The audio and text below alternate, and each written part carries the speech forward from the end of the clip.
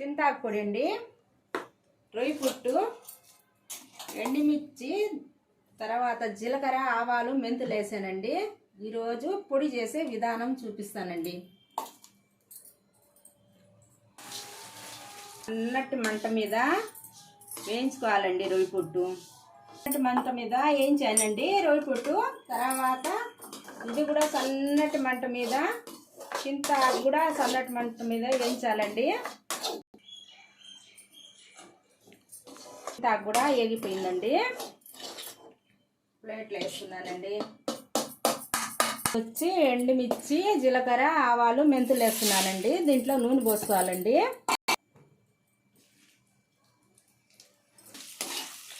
ఇది కూడా వేగాలండి.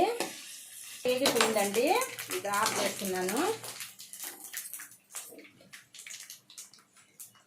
ఇది బాగా క్లీన్ చేసుకోవాలండి. ఇస్త్రీ క్లీన్ చేసుకోవాలండి. ఉంటుందండి దీంట్లో, క్లీన్ చేసుకోవాలా. చెరగాలండి, ఇట్లా చెరగాలండి. మిరపకాయలు వేసుకున్నానండి వేయించిని. ఇప్పుడు రొయ్యి పొట్టేస్తున్నానండి. మిక్సీ వేస్తున్నానండి. దంచటం లేదు నేను. దంచితే రుచిగానే ఉంటుందండి, దంచటం లేదండి నేను. తర్వాత చింతాకు పొడి కూడా వేస్తున్నానండి దీంట్లో.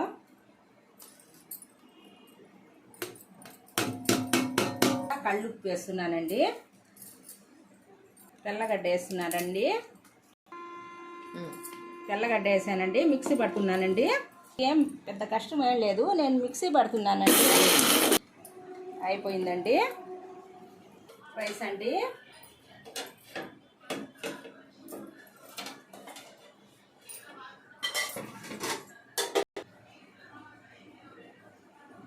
పొడి వేసుకున్నానండి.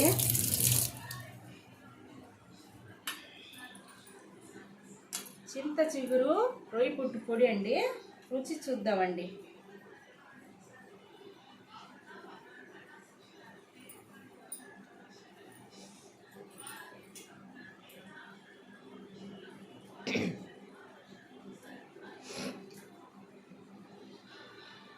సూపర్ ఉందండి.